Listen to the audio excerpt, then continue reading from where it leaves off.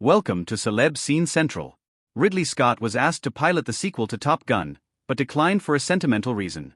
The Gladiator filmmaker revealed as much in a recent conversation with a Hollywood reporter, after he was queried about Top Gun, Maverick and whether it was weird to watch the sequel from director Joseph Kosinski. Kosinski succeeded Scott's late brother Tony Scott, who directed the first 1986 action-adventure film. "No, it was not weird," said Scott. "They asked me to direct it and I said, I don't want to follow my brother. Tony was always interested in today.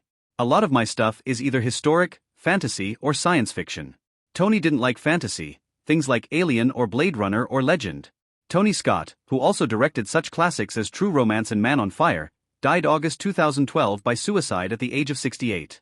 Scott's expansive interview with THR even concluded with a touching sentiment after the outlet asked if there was anything else he wanted to add to the conversation.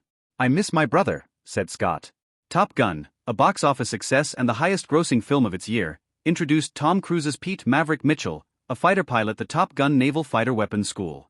Cruise reprised the role for the sequel, which sees him training a new generation of pilots and confronting the ghosts of his pasts. Val Kilmer also returned as Tom Iceman Kazansky, starring alongside franchise newbies Miles Teller and Glenn Powell.